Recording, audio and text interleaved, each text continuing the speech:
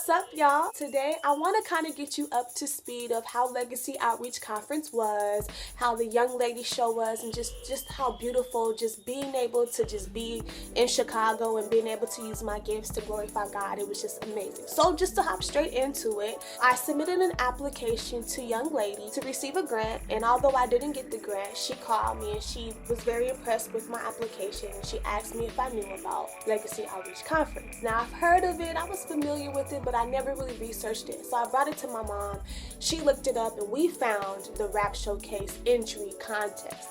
So everything just seemed just completely divine.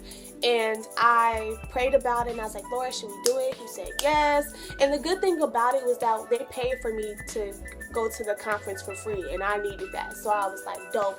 I got in. I took classes through Google Hangout, and my teachers were Natalie Lauren, Jason, Odd Thomas, Adam Thomason, and I think that's it. I think it was only 4. The classes were completely amazing, and it was just a great experience. And then we headed on out to Chicago. Legacy Outreach Conference was just a huge experience for me. I never been to anything that big before, like as far as being around a huge group of believers of different age groups from like, I want to say 16 all the way up to like 65 or something. And you just had so many beautiful people. It was on a college campus. It definitely had that school feel. You definitely were meeting just a lot of different people for the first time.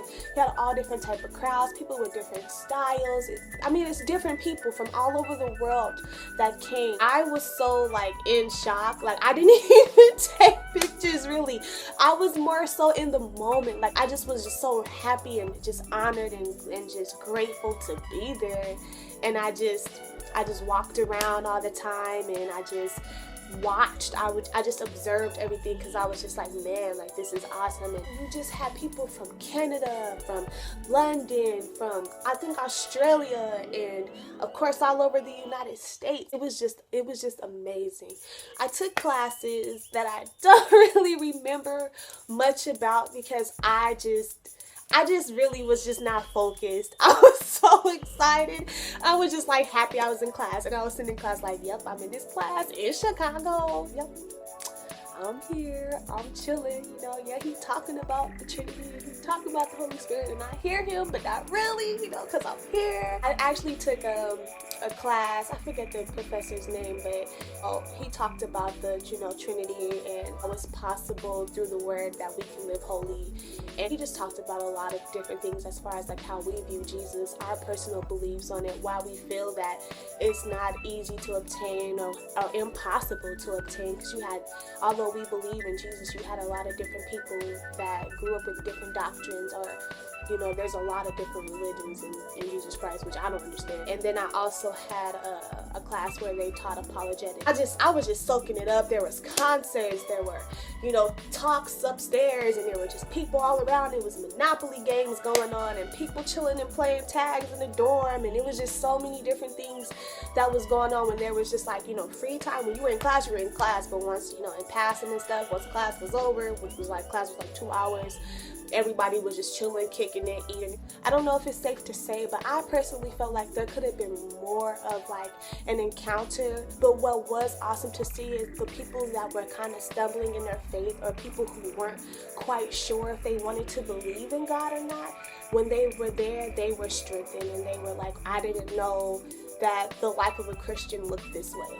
And so it definitely broke a lot of stigmas as far as like what being a believer looks like. And I thought that was amazing. Me personally, I was like, that is amazing. I love the fact that people who weren't believers were actually there, and were actually like, I want to get to know God now. I want to be a believer. And that's more important to me. That people were being converted to Christ. And another thing that I did, I'm going to talk about it. A lot of the artists there weren't really that open. And I understood it. I understood why the artists there, they were just overwhelmed. You have like over 2,000 people at this conference, and maybe 15 artists. Maybe, was it 15? Maybe I'm being dramatic, like 35 I mean, either way, they were outnumbered. And you have a campus full of people who know who you are, and you touch them in a mighty way or something like that, and they have all this passion, and they want to relay this passion. They want to talk to you. They want to, tell you how much that you've helped them. But for the artist, it was just completely overwhelming. There were a few people who did extremely well, in my opinion, and there were people who did not do extremely well. But I understand the human in people, and I understand that we're all learning how to just, demonstrate God's love all the time. It's not always easy, so I understand. But just being an artist, but also being, a fan or a supporter's perspective, I was able to see how real it was. And me also, I've been affected by a lot of different artists and their music, and I understand. I was sitting in the sanctuary, and there was this girl. I wish I knew who she was. I wish I would have talked to her, but she was like eyes closed, like fist tight, like just singing every word to this song like it was real to her. And this wasn't like international song like Hillsong or Jesus Culture. This was Christian hip hop. I want to say it was a song by YxL, More Than I Could Bear, but I'm not 100% sure, so I'm not gonna say it was either him or Reconcile or something like that. But this girl was in it, like she was worshiping, and I was just like, this is real to so many people. And I just wished that the artists there could really understand that and not be so focused on the natural feeling. I've never experienced it on that level. Like, I've encountered some people who were kind of like, okay, but for the most part, it's just like, I felt like they could have done better, but that's just me. I feel like every teenager should experience this to at least just get rid of the stigma that we're uptight and we're so focused on being perfect and we can't have fun, and we're just, everything is a regimen and everything is, mental control, and it's a cult. And it's just like, no, like we get down like y'all get down, but it's holy. It's just like we serve an awesome God, and we're passionate about the God that we serve. And I recommend it. Before I even got to Chicago, I was practicing, hoping that I could execute this song, hoping that I wasn't going to get up there and struggle. But unfortunately, that's exactly what happened. So let me tell you who the contestants are. You have Denny Froze, you have Keyshawn Furlow, you have Caleb, you have Elevate, and you have me, and you have Brother 3. 6 of us, right? Brother 3 is my boy. Shout out to him. And they were pretty much there, and it was all sitting in their seats. I'm coming down, I got butterflies all in my stomach. We all shaking up. We like, yo, boy, what's good, blah, blah.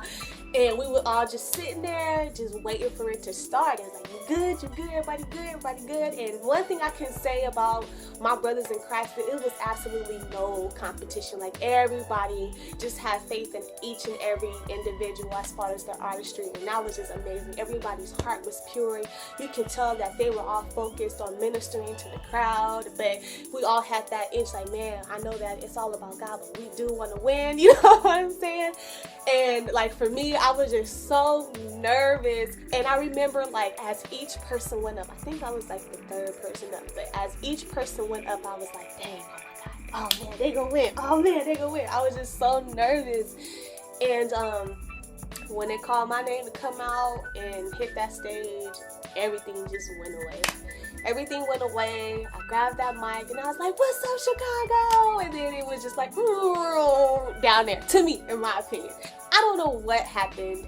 I felt like there was just like a stillness in the crowd. Like, I had to make them clap with me. I thought that they were already going to be like amped and stuff like that, but I had to engage the crowd, which is what you always have to do. I don't understand why, because like, you're at a concert, like, why do I have to pump and prime you to have a good time? Like the problems of a rapper, it was just like some deadness, and I was trying to figure out what it was. So I stopped in the middle of me rapping, and I started to like explain the song, like, this is what this song means and all this other stuff. And it's a song that nobody ever heard before. It just seemed like they wasn't really feeling me, you know what I'm saying? But it was good. I had got a really great response in the beginning, and I had got some really, really good feedback. Now, when it got to the feedback, I understood.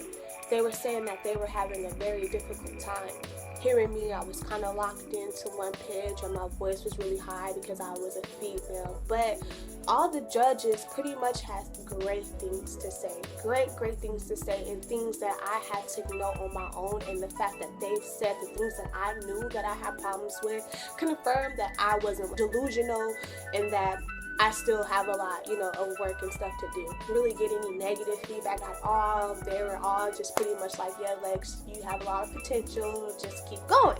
But Jason, he tells me, I like the way that you didn't put your hand over, the sound part of the mic. All of a sudden, all you hear is...